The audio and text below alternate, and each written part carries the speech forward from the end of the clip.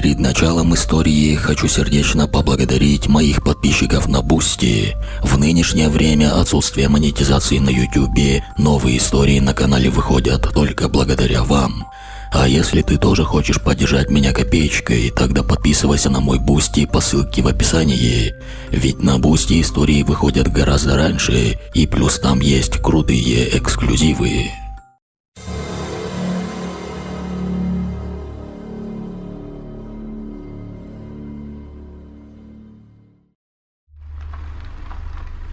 Ржавая, пропахшая бензином Нива с надрывным воем проползла по последнему витку разбитой проселочной дороги и замерла перед домом. Дом был большим, гораздо больше, чем их старая тесная однушка. Он был построен из темного, почти черного дерева и казался слишком массивным для этого покосившегося пейзажа. Двухэтажный, с высокой остроконечной крышей и множеством окон, которые, казалось, впитали в себя всю темноту вокруг. Они не отражали свет, а скорее поглощали его, придавая дому вид спящего, но неспокойного существа. Сад вокруг был заросшим, сорняки высотой в пояс, а кусты дикой малины обвивали старую ржавую изгородь. Вокруг простирался пригородный поселок Уютный, и название это казалось злой насмешкой. Вместо бравых стариков, копающихся в огородах, Бориса встретили скелеты недостроенных дач, черные глазницы пустых окон и гнетущая вязкая тишина, которую не нарушал даже шелест ветра в бурьяне. Трава по обочинам была выжжена солнцем и высохла, и даже редкие деревья вдоль дороги казались больными, а их листья свисали безжизненными лохмотьями. Борис заглушил двигатель. На заднем сиденье, укутанный в старый плед, сидел его дед Петр Михайлович. В инвалидной коляске, сложенной в багажнике, он выглядел еще меньше и уязвимее, чем в казенной палате дома престарелых, откуда Борис забрал его 3 дня назад. Забрал с боем, почти вырвав, одолев бастионы бюрократии и презрительное равнодушие заведующей.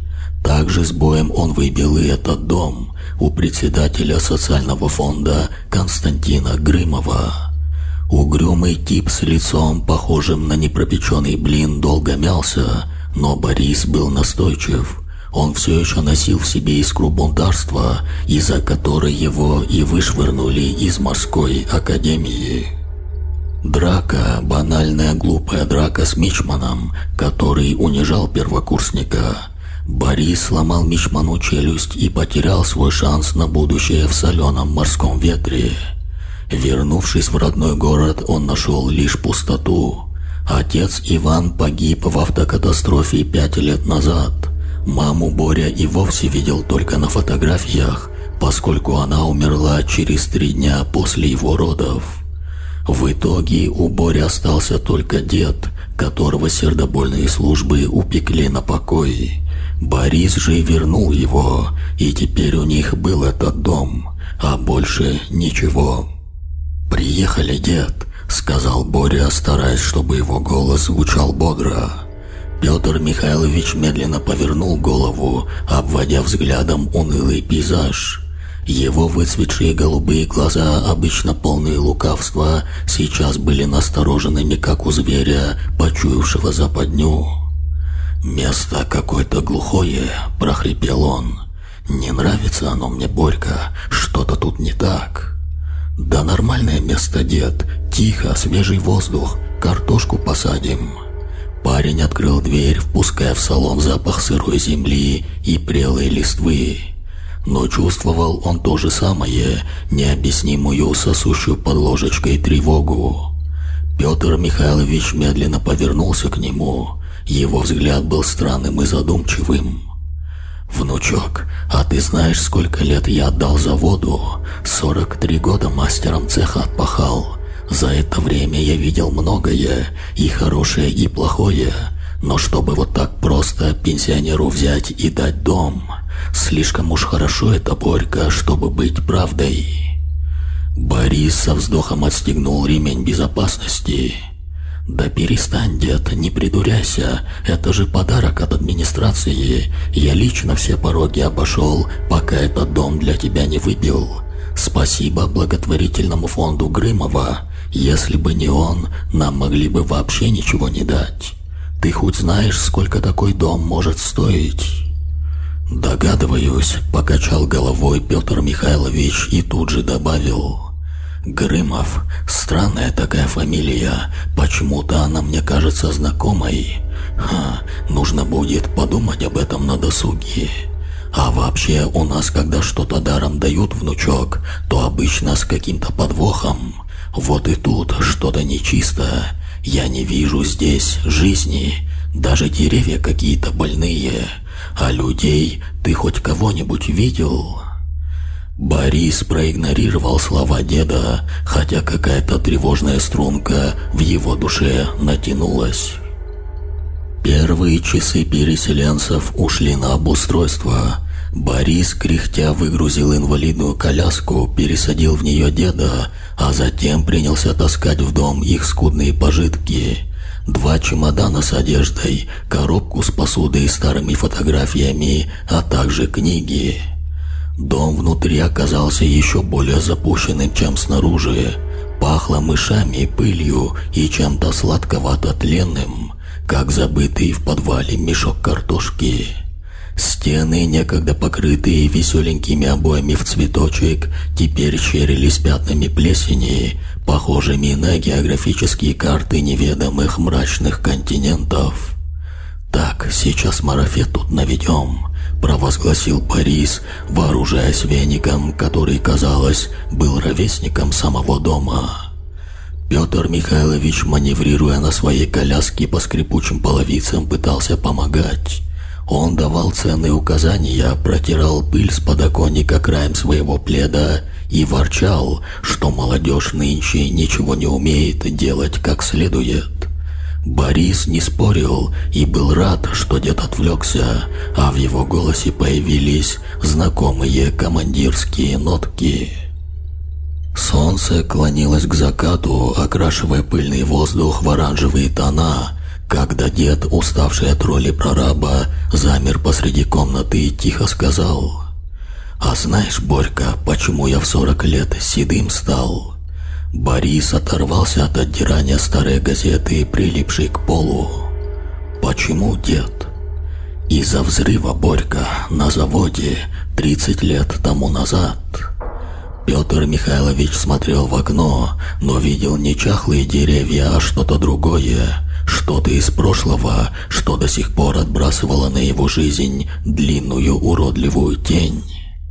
«Я тогда мастером цеха был, цех покраски, новые технологии внедряли, итальянское оборудование, краска эта порошковая, летучая как черт, а под нами газовая магистраль, старая, еще с войны, наверное. Все знали, что она сифонит помаленьку, все нюхали, морщились, но работали дальше. План выработки у нас горел, понимаешь?» Затем старик замолчал, сглотнув. Борис присел на корточки рядом, чувствуя, как веселая суета переезда улетучивается, сменяясь напряженным ожиданием.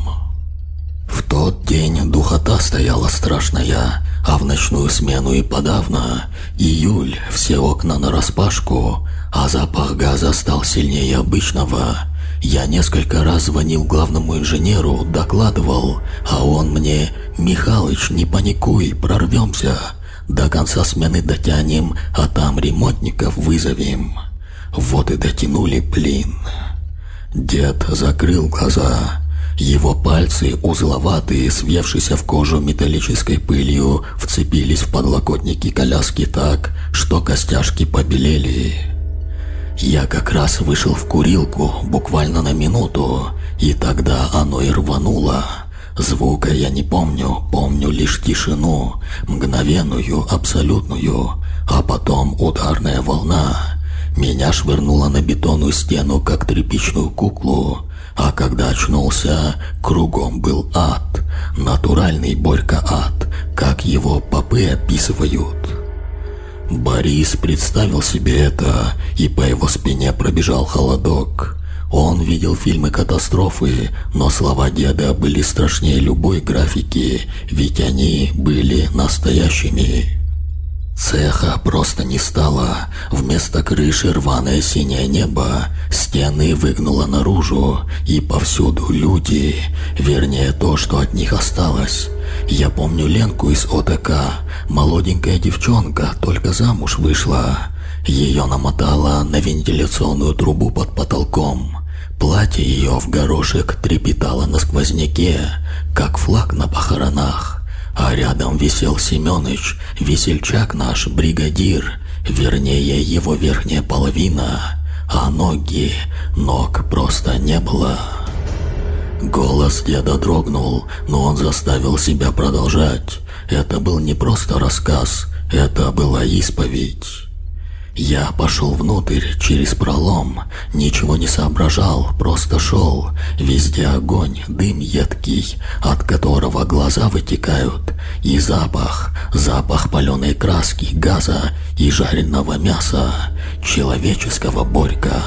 Этот запах я до сих пор иногда чувствую во сне. Я увидел человека, пришпиленного к останку стены толстым стальным листом, будто бабочку в коллекции энтомолога. Он был еще жив, смотрел на меня и шевелил губами, но я не слышал ни слова за ревом огня. А потом я споткнулся, посмотрел под ноги, а это голова, просто голова Витьки Сомова, слесаря, лежала на куске искореженного металла и смотрела в небо с таким детским удивлением на лице. Тут Петр Михайлович затрясся. Борис же положил руку ему на плечо. Костлявое плечо дрожало мелкой, частой дрожью. «На меня дело завели», — выдохнул дед. «Халатность, повлекшая смерть. Таскали на допросы. Я им все как на духу рассказал. Про газ, про звонки инженеру. Но инженер погиб при взрыве, и все хотели найти козла отпущения. Меня бы посадили, точно тебе говорю. Да помогли знакомые в городской управе. Замяли дело и списали все на износ оборудования, а я остался жить с этим». Затем дед открыл глаза, в них стояли слезы. Похороны были общие, весь город пришел. 53 гроба, Борька, представляешь? 53. Большинство закрытые. Ритуальные конторы с ног сбились, гробов не хватало, из соседних областей везли. Целая улица была перекрыта. А я стоял там в толпе, и каждый забитый в крышку гвоздь отдавался у меня в сердце. Я должен был быть там, с ними, в 54-м гробу. Борис вздрогнул. 53 гроба. Он попытался представить себе эту процессию, и воображение нарисовало жуткую картину. Бесконечную вереницу катафалков, море людей в черном и тихий многоголосый плач, повисший над городом. К вечеру, работая молча под гнетом дедова рассказа, Борису удалось таки починить проводку. Он возился со старым щитком, рискуя получить удар током, но в итоге в патроне на потолке вспыхнула голая лампочка. Ее желтый неяркий свет показался им обоим настоящим чудом. Он разогнал по углам тени и сделал комнату чуть менее враждебной. Дед и внук принялись ужинать консервированной тушенкой с хлебом, почти не разговаривая. Ужас прошлого висел между ними плотным, осязаемым облаком. Далее, уложив деда на раскладушке в одной комнате, Борис постелил себе матрас на полу в другой. Он лежал, глядя в потолок, и думал о 53 гробах, о голове Витьки Сомова и о Ленке в платье в горошек. Сон не шел, но в конце концов, измотанный физически и морально, он провалился в тяжелое, липкое забвение. Проснулся Борис внезапно, словно кто-то щелкнул выключателем у него в мозгу. В комнате было темно, в окно пробивался лишь бледный призрачный свет луны. Борис прислушался, тишина, а через минуту он услышал отчетливый стук. Стук во входную дверь, негромкий, но настойчивый, размеренный, как тиканье метронома. Борис сел на матрасе, сердце заколотилось где-то в горле. Кто мог стучать в дверь посреди ночи в этом полузаброшенном поселке? Может, один из немногих соседей, понадобилась соль или спички, но почему так поздно? Парень посмотрел на светящийся циферблат своих наручных часов. 3 часа ночи, ровно, минута в минуту. Тем временем стук не прекращался, в нем не было ни спешки, ни злости, только методичное нечеловеческое терпение. Борис встал, стараясь не скрипеть половицами, и на цыпочках прокрался в коридор. Лунный свет падал на входную дверь, и в нем она казалась порталом в другой неведомый мир. «Боря!» Шепот из соседней комнаты заставил его вздрогнуть. Он обернулся, дед не спал. В полумраке его глаза блестели, как у ночного зверька. «Дед, ты слышишь это? Кто-то стучит!» «Слышу!» – прошептал Петр Михайлович. В его голосе зазвенел неподдельный ужас. «Не открывай, Борька, слышишь меня? Ни за что не открывай!» «Но кто это может быть?» – прошептал Борис в ответ, подбираясь ближе к деду. «Не знаю и знать не хочу, просто не открывай, пожалуйста!» Борис посмотрел на дверь, потом на деда. Страх старика был иррациональным, но заразительным. Он кивнул и сел на полу у дедовой раскладушки. Так продолжалось до тех пор, пока в окнах не начало робко светать. Бледный предрассветный свет начал отвоевывать комнату у тьмы. И как только первая полоска зари коснулась порога, стук прекратился, просто оборвался на полутакте, словно его и не было. Они просидели в тишине еще минут 10, боясь пошевелиться. Наконец Борис не выдержал. «Я пойду посмотрю». «Не надо, Борька, не надо». Но Борис уже шел к двери. Его колотило, но любопытство, смешанное со страхом, было сильнее. Он повернул щеколду, которая издала оглушительный в утренней тишине скрежет, и потянул дверь на себя. На крыльце никого не было, пусто, лишь влажный утренний воздух и пение какой-то ранней птахи. Борис осторожно шагнул на порог, оглядываясь по сторонам. Никого. Может, им все это приснилось, коллективная галлюцинация? Он уже собирался вернуться в дом, когда его взгляд упал на землю перед крыльцом. Ночная роса еще не высохла, и на влажной прибитой пыли четко отпечатались следы. Вернее, след. Один. След босой человеческой ноги. Идеально четкий отпечаток 5 пальцев и пятки. Рядом с ним на расстоянии шага еще один такой же, и еще цепочка следов, ведущая от калитки к самой двери. По спине Бориса пробежала дрожь. Он опустился на корточки, разглядывая отпечаток. След принадлежал взрослому человеку, но он был один. Это что же получается, к ним приходил одноногий калека, но где тогда след от костыля или от трости? На мягкой земле должен был остаться хоть какой-то прокол или вмятина, но ничего не было, только ровная цепочка следов одной единственной босой ноги, словно кто-то часами прыгал перед их дверью на одной ноге, прыгал и методично стучал в дверь.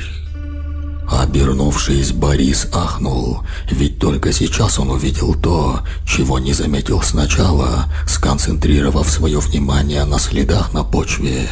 А дело было в том, что с наружной стороны дверь была густо измазана чем-то бурым, подозрительно напоминавшим кровь. Странный, почти животный страх у Бориса сменился злым любопытством. Парень отошел от двери, чтобы не ощущать тошнотворный запах крови, исходящий от нее. В понимании Бориса то, что произошло ночью, было больше похоже на загадку, а он любил их решать, особенно те, что сулили опасность. Подумав немного, парень соврал что-то оставшемуся в доме деду, а сам пошел по следу. Отпечаток ступни вел от крыльца их дома прямо к кромке леса, темневшего в сотни метров от дома. Земля под ногами была мягкой, и редкие, но отчетливые следы вели его все глубже в чащу, где солнечный свет едва пробивался сквозь густые кроны деревьев. Лес встретил Бориса враждебно. Густые кроны вековых сосен и елей смыкались над головой, погружая тропу в сумрак. Воздух был плотным, пахнущим сырой землей и чем-то еще. Тошнотворно-сладковатым, как удушливый смрад мяса, начавшего портиться на солнце. Тишина здесь казалась не умиротворяющей, а звенящей и напряженной. Каждый хруст ветки под ногой Бориса звучал как выстрел. Следы ночного гостя становились все отчетливее на влажной хвое. Вскоре тропа вильнула и вывела его на небольшую поляну. Сердце парня ухнуло вниз к самому желудку и забилось там пойманной птицей, ведь перед ним предстало не что иное, как старое и заброшенное сельское кладбище. Покосившиеся замшелые кресты, вросшие в землю каменные плиты и ржавые скривившиеся оградки. Ветер тихо стонал, запутавшись в голых ветвях мертвого дерева в центре погоста. Следы вели прямо туда. Борис осторожно пошел между могил, мимоходом читая выцветшие имена на табличках, как вдруг он увидел впереди разрытую могилу. Земля из нее была выброшена наружу неровными крупными комьями. «Нет, здесь явно что-то не так», – прошептал парень. «Лопаты так не работают, да и грязь вон перемешана щепками и кусками гнилой древесины». Борис подошел ближе, и тошнота подкатила горлу. Могилу раскопали изнутри, он ясно это видел. Земля была выброшена вверх и в стороны, а не аккуратно сложена рядом. Края ямы оказались неровными, испещренными царапинами, длинными глубокими бороздами, словно кто-то с нечеловеческой силой и отчаянием рыл себе путь наверх ногтями. На краю ямы лежал разломанный в щепу остров гроба. Крышка была не снята, а выбита изнутри страшным ударом. Обломки сосновых досок валялись вокруг, и на их внутренней, некогда обитой белым атласом стороне, Борис увидел темные запекшиеся пятна и длинные глубокие царапины, полные грязи и щепок. Словно покойник, придя в себя в тесной темноте, впал в безумие и начал крушить свой последний приют. Отвратительный сладковатый запах здесь был невыносим. Он исходил из пустой черной дыры в земле, похожей на туннель и уводившей куда-то вглубь леса. Борис осторожно заглянул внутрь могилы. Там, на дне, среди комьев земли и остатков истлевшей обивки, лежал кусок грязного рваного савана. И больше ничего. Могила была пуста. Спускаться в туннель парень, конечно же, не стал. По спине, шее и рукам Бориса пронеслась ледяная волна дрожи. Боря с опаской посмотрел по сторонам. Неужели к ним с дедом приходил покойник? Нет, это просто дикий лихорадочный бред. В этот самый момент где-то рядом хрустнула ветка. Борис круто развернулся и, дрожа от напряжения секунду-другую, бросился бежать со всех ног. Борис выскочил из леса и, задыхаясь, чуть было не сбил с ног невесть откуда взявшегося невысокого коренастого мужичка в засаленной кепке и телогрейке. «Тише, тише, парень, ты куда летишь?» – прокряхтел тот, вглядываясь в перекошенное лицо Бориса. «А, так ты новенький жилец из проклятого... Ой, то есть из крайнего дома. А я Павел Ильич, председатель, то бишь». Борис, пытаясь отдышаться, робко заметил: «Простите, я не специально. Я тут по следу шел. Ночью к нам кто-то стучал». Лицо Павла Ильича мгновенно изменилось. «Стучал, говоришь?» «Ну да, часа в 3 ночи», — ответил Борис. «А что?» Добродушная улыбка с лица мужчины сползла, а глазки забегали, как тараканы. Председатель облизнул пересохшие губы. «Да ничего, бывает, парень. Это зверь поди, лесной. У нас тут бывает шатается один. Барсук или кабан какой. Голодный, вот и просит. Ты ему на крыльцо миску с едой поставь на ночь. Миска там или каши. Он поест и уйдет. Беспокоить не будет. Просто задобрить животинку надо». Борис посмотрел в лживые, испуганные глаза председателя и с отчетливой ясностью осознал, что тот врет, причем довольно нагло. Никакой это не барсук, ясное дело, и не кабан. Впрочем, спорить с властью парень все равно не стал. «Да, наверное, вы правы», — выдавил Борис. «Спасибо за совет, буду знать». Сказав это, он сделал вид, что поверил байкам председателя, но в голове парня созревал другой план. Он поймает этого одноногого барсука. На всякий случай Борис решил использовать старую портативную камеру на аккумуляторах, которую он выиграл в карты у сокурсника незадолго до отчисления из академии. Сейчас она лежала в его рюкзаке, покоящемся на заднем сиденье Нивы. Качество видео на ней было паршивым, но в ночном режиме она все еще могла что-либо заснять в сносном качестве. Вернувшись домой, Борис застал деда на крыльце. «Ну что, прогулялся, внучок? Вид у тебя, будто ты с покойником повстречался», — хмыкнул Петр Михайлович. «Почти, дед», — глухо ответил Борис. «Я тут по следу ночного гостя прошелся». «Ты что же, Борька, и куда же он тебя привел?» — вскрикнул старик. «На старое кладбище в лесу, к пустой могиле».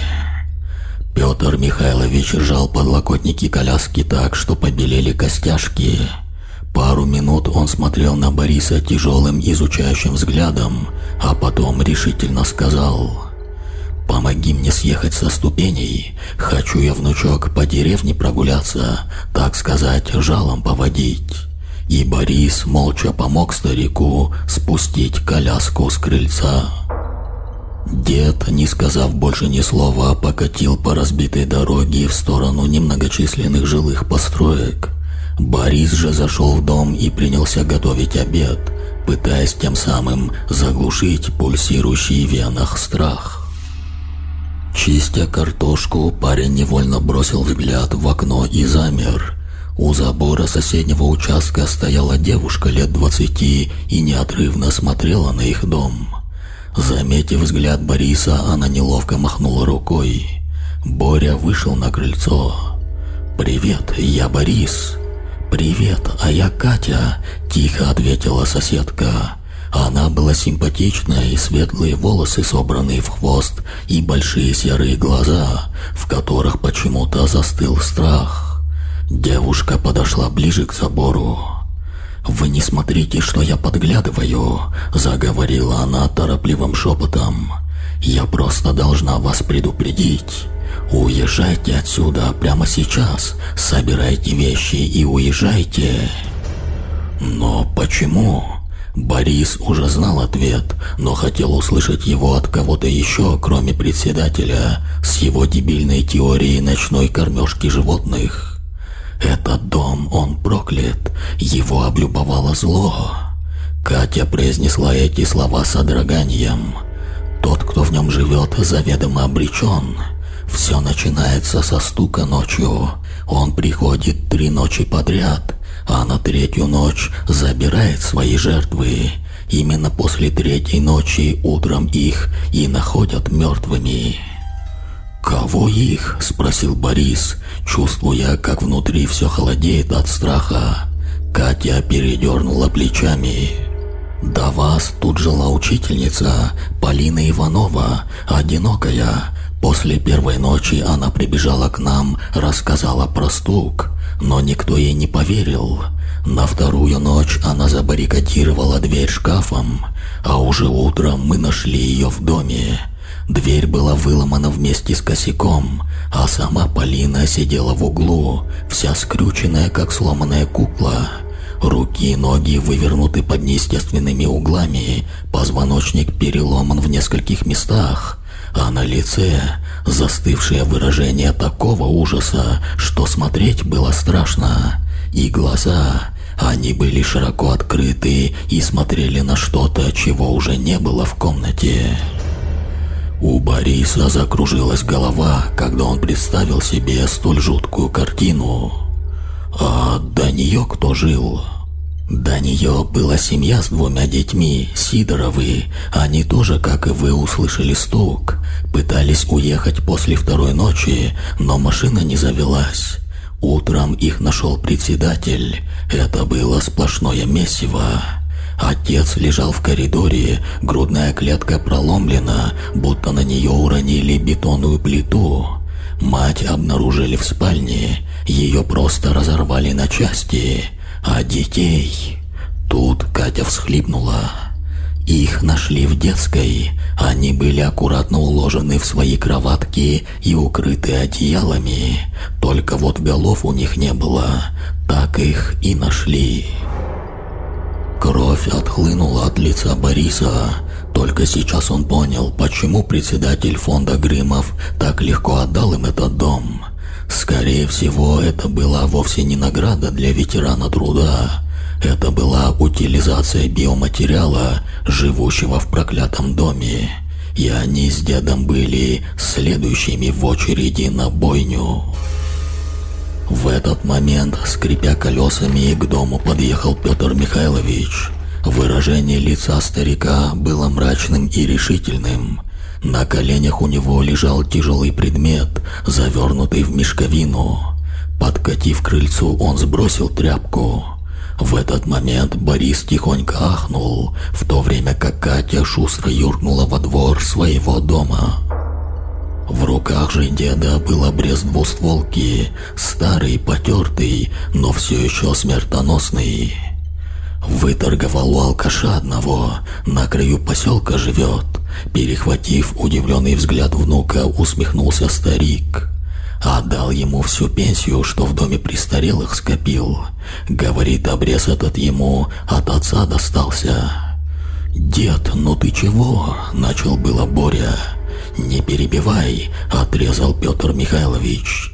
«Я все знаю, поговорил с людьми, про дом этот, про стук, про смерти. Мы в ловушке, внук, но мы еще поборемся. Сегодня ночью мы дадим этой гадине бой, кем бы она ни была». С этими словами дед покатил в дом.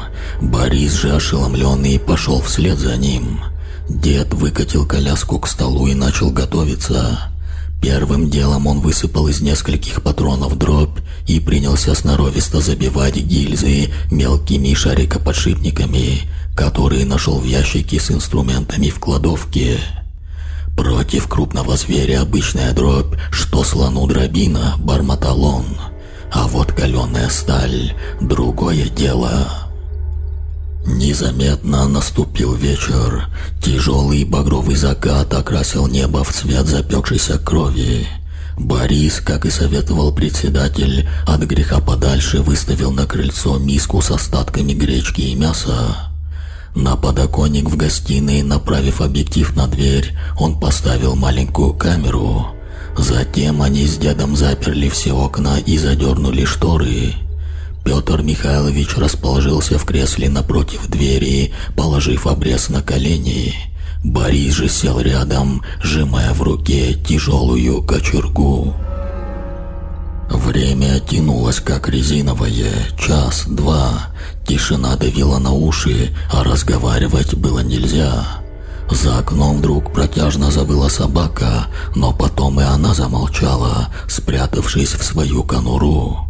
Дед и внук же ждали, напряженно вглядываясь в темноту и прислушиваясь к каждому шороху. Незаметно для себя, измотанные напряжением, они начали клевать носом. Сон, липкий и тяжелый, одолевал их. Но вдруг в ночной тишине отчетливо послышался стук. Затем громкий сокрушительный удар в дверь заставил Бориса подпрыгнуть на стуле. Сердце парня пропустило удар и забилось с бешеной скоростью. Дед уже был наготове. Сухой щелчок взводимых курков прозвучал в тишине комнаты оглушительно громко. «Открывай, внучок!» – просипел старик. Борис глубоко вздохнул и дрожащей рукой, повернув ключ в замке, резко распахнул дверь. От неожиданности парень оторопел. Никого, пустое крыльцо, миска с едой не тронута. Тихая безветренная ночь смотрела на него мириадами холодных звезд. Неужели им все это показалось, или это глупая шутка кого-то из местных? Борис расслабленно выдохнул, чувствуя, как отпускает ледяная хватка ужаса. Но в этот самый момент мощная, как стальной капкан, лапа неизвестного взметнулась из темноты сбоку от дверного проема, схватила его за горло и с чудовищной силой выдернула из дома.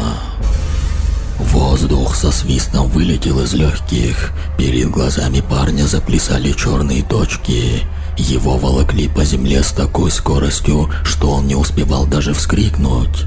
В свете луны он увидел своего похитителя. Существо ростом с человека, но напрочь лишенное симметрии. Вместо двух ног с правой стороны его таза росла одна единственная, невероятно мощная мускулистая нога, заканчивающаяся огромной уродливой пятерней с длинными, похожими на корни пальцами. На этой ноге тварь передвигалась, отталкиваясь от земли в чудовищных неестественных прыжках. Его туловище казалось скрюченным, с одной длинной, почти обезьяньей лапой, которой оно держало Бориса, и второй короткой, обрубленной у локтя. Кожа твари была серой, мертвенной, местами покрытой трупными пятнами и обрывками землистой ткани, похожей на саван. Но страшнее всего оказалась его голова. Вместо глаз, носа и рта было лишь гладкое натянутое полотно кожи, в центре которого сияла одна единственная черная дыра, пульсирующая и влажная, из которой доносилось клокочущее дыхание. Тварь тащила его к лесу, на кладбище, к своей разрытой могиле, ставшей его логовом. Борис отчаянно забился, пытаясь высвободиться, но хватка нечисти была железной. Он услышал позади выстрел и отчаянный крик деда, но дьявольское существо даже не замедлилось и с невероятной силой швырнуло его на край могилы. Борис упал на спину, задыхаясь, и посмотрел вниз, в черную пасть земли. Одноногий мертвец же стоял над ним, и из его лицевой дыры вырвался звук, похожий на торжествующий булькающий хохот. Это был не просто покойник, это было само зло, в прямом понимании этого слова. Борис уже готовился к неминуемой смерти, которую принесет ему это жуткое безногое дьявольское отродье. Он чувствовал леденящий холод, исходящий от ямы, куда его приволокли, а также зловоние разлагающейся плоти и сырой земли, которые, казалось, уже обволакивали его, проникали в ноздри и заполняли легкие. Когтистая лапа сильнее сжала горло Бориса, почти перекрывая дыхание. Мир поплыл перед глазами, окрашиваясь в кроваво-красный цвет. Парень видел, как существо, с трудом удерживая равновесие на своей единственной корявой ноге, готовится бросить его в эту зияющую черноту. Комья земли крошились под телом Бориса, когда его приволокли к самому краю. Но в этот момент сквозь ватный хлопок агонии пробились два оглушительных выстрела, разорвавших ночную тишину. Звук был таким мощным, что сотряс воздух, заставив вздрогнуть даже ветви деревьев. Хватка на горле Бориса заметно ослабла. Парень услышал мерзкий булькающий хрип, полный ярости и удивления. Одноногая тварь, отшатнувшись, покачнулась. Затем издала какой-то нечеловеческий визгливый стон, более похожий на скрежет металла по стеклу, чем на звук, издаваемый живым существом. На мгновение она застыла, а ее рыло, которое все еще было скрыто в глубокой тени, повернулось к источнику звука, словно не веря в происходящее. Далее, лишившись опоры, чудовище рухнуло прямо в разрытую могилу. Борис, задыхаясь, судорожно глотнул воздух. Несмотря на боль в горле, он рванулся вперед, выползая из-под невидимой угрозы и, озираясь по сторонам, пытался понять, что произошло. Его глаза, привыкшие к темноте, вскоре различили странный силуэт, приближающийся из-за деревьев. Инвалидная коляска и дед, который держал в руках дымящийся обрез.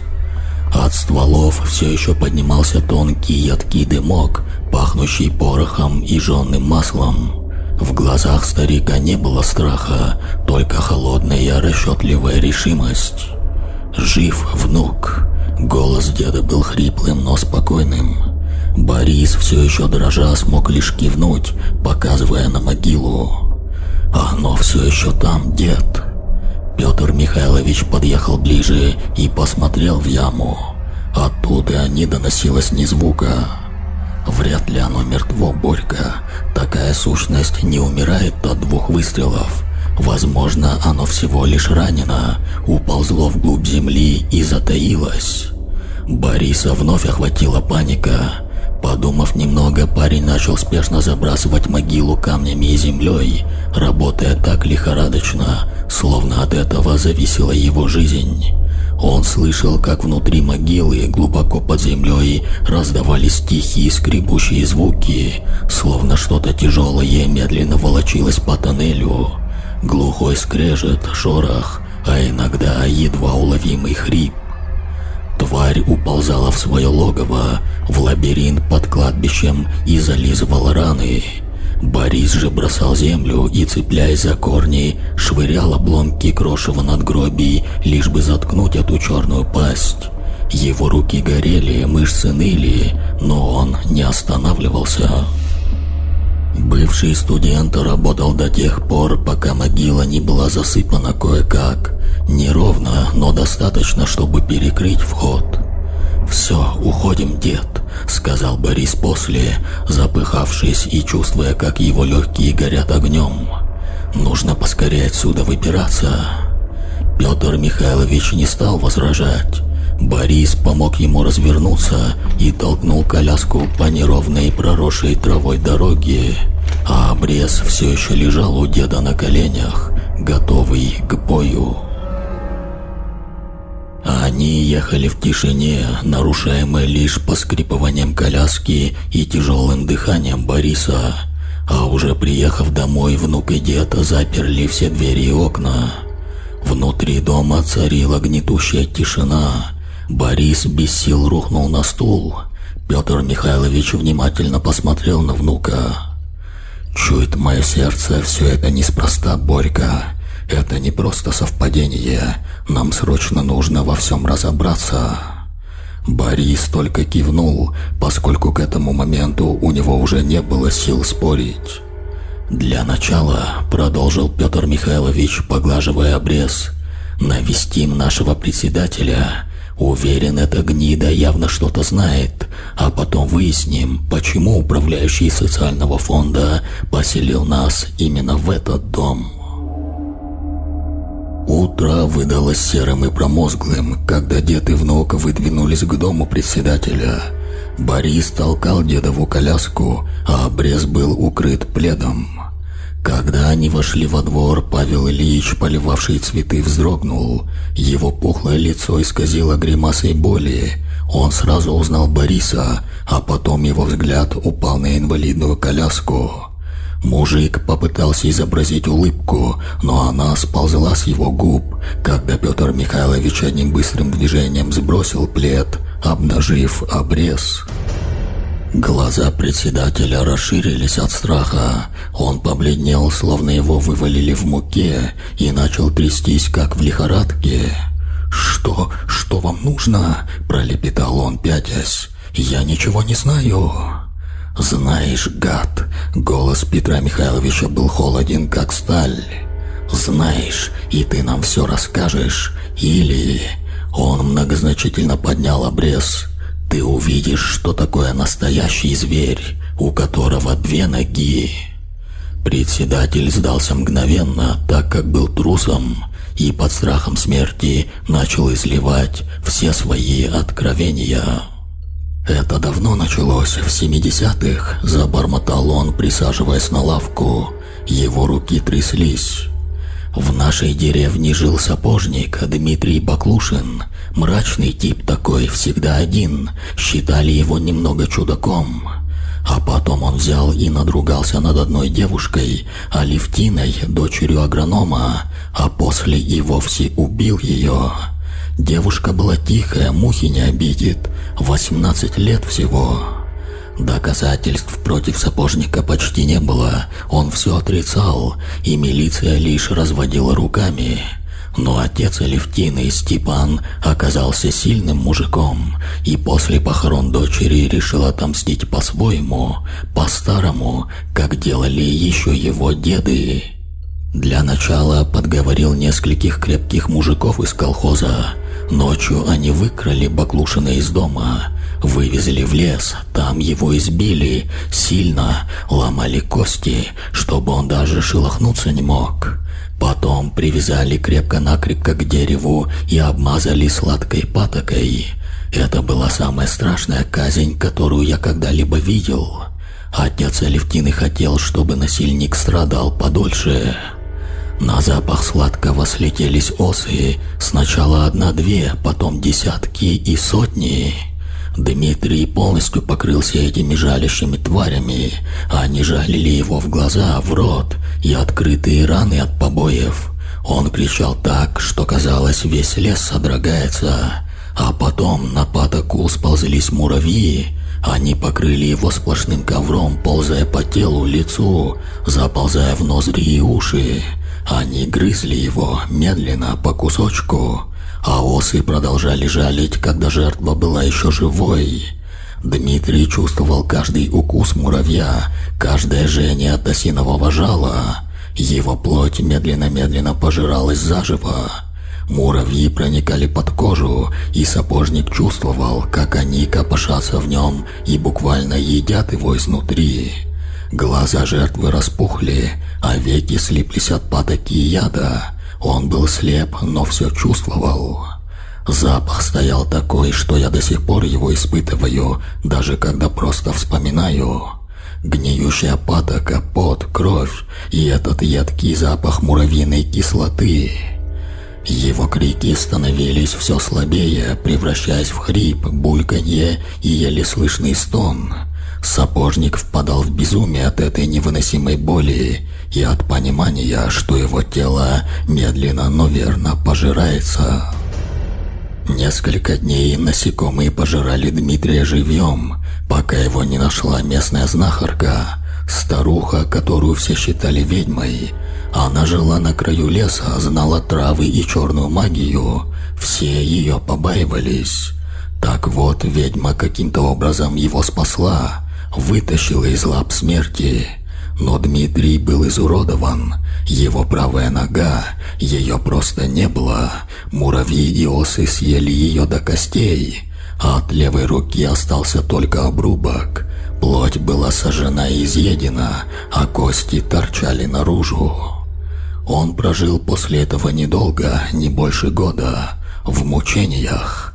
Но перед смертью Дмитрий проклял агронома, его подручных и тот дом, в котором жил. Дом, который потом передали другой семье. С тех самых пор... Тут голос председателя понизился до шепота. В доме начались убийства. Не сразу, сначала стук в дверь в 3 часа ночи. Именно в это время отец Алевтины и выкрал Дмитрия из дома. В 3 часа за ним пришли. Так как делал и он, убивая несчастных жильцов всегда в 3 часа. Мы живем в страхе десятилетиями и ничего не можем с этим поделать. Мы пытались его изгнать, даже батюшку вызывали, но ничего не помогает. Он словно привязан к этому дому». Петр Михайлович слушал рассказ председателя, а его глаза горели огнем. История была жуткой, но она складывалась в единую картину. «Так вот оно что. А почему тогда вы меня с внуком заселили в этот дом? Ты же, сволочь, знал, что это за место?» – спросил дед. Председатель затрясся еще сильнее и нехотя, но выдавил из себя правду. «Это было решение главы социального фонда, Грымова. Он лично настоял, чтобы именно вам дали этот дом». Петр Михайлович напрягся. Грымов. И тут, словно электрический разряд, пронзил его сознание. Он вдруг вспомнил, где раньше слышал эту фамилию. «На взрыве», – прошептал дед. «На заводе много лет назад погиб отец Грымова». Председатель быстро-быстро закивал. «Да-да, все верно. Его отца тогда убило. Грымов говорил, что винит в этом тебя, Петр Михайлович, так как ты тогда был мастером цеха, но тебе в итоге удалось отмазаться». В этот момент глаза Петра Михайловича сузились. Вот оно, цепочка событий замкнулась. Личная месть, переплетенная с давним проклятием. Значит, они с внуком не были жертвами случая, а стали пешками в чужой игре. А Грымов, этот чиновник, который казался таким безликим, оказался ключевым звеном. «Вот что», — сказал Петр Михайлович, — «пришло время разобраться с этим Грымовым». Борис посмотрел на деда. В его глазах не было ни тени сомнения. Эта безумная идея, казалось, была сейчас единственным разумным решением. На подготовку задуманного ушло несколько часов. Они похитили Грымова в городе. Это было до смешного просто. Борис под предлогом срочного вопроса по документам выманил его из кабинета, и как только Грымов вышел, дед, спрятавшийся за угол, направил на него обрез. Чиновник был ошеломлен, его рот раскрылся в немом крике. В итоге они затолкали его в старенькую Ниву и привезли обратно в проклятый дом. Грымов трясся от страха, его глаза метались из стороны в сторону, когда он увидел обшарпанные стены и зловещую тишину дома. «Что вы задумали?» – закричал он, пытаясь вырваться. «Отпустите меня! Вы хоть знаете, кто я такой?» Петр Михайлович не сказал ни слова. Он подогнал инвалидную коляску к старому стулу посреди гостиной. Его движения были точны и методичны. Борис же под его руководством быстро и крепко привязал Грымова к стулу веревками. Константин дергался, ругался, потом начал умолять, но его слова не имели никакого эффекта. Затем Борис поставил на пол в паре метров от стула канистру с бензином. От нее по полу тянулся длинный фитиль. Парень развернул фитиль так, что он доходил почти до самого Грымова. Дед же вытащил из кармана зажигалку. Решив проверить ее, он чиркнул колесиком, и маленькое пламя вспыхнуло, осветив на мгновение их лица в полумраке. Он протянул ее Грымову. «Вот, ты сам выбрал этот дом для нас. Ты хотел, чтобы мы умерли здесь. А теперь сам делай свой выбор. Сегодня в 3 часа он придет и заберет тебя. Но ты можешь остановить его раз и навсегда». Грымов посмотрел на зажигалку, затем на канистру с бензином, и глаза его были полны безумия и ужаса. Он все понимал.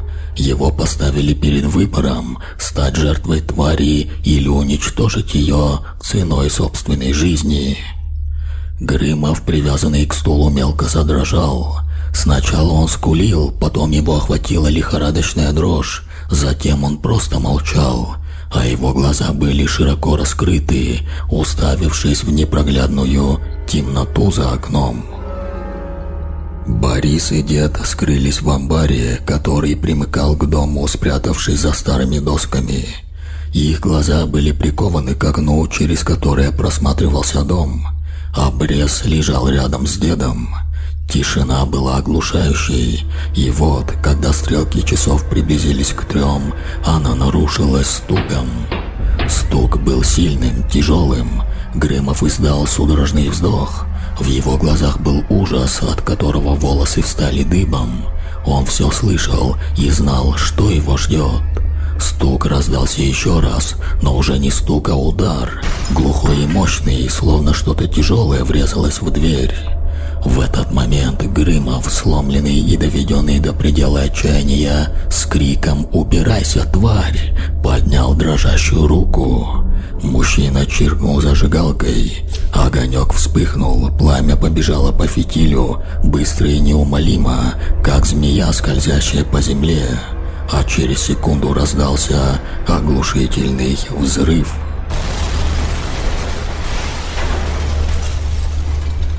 Рев адского пламени мгновенно поглотил дом. Стены разлетелись на куски, крыша рухнула, а из окон вырвались языки пламени, жадно лижущие ночное небо.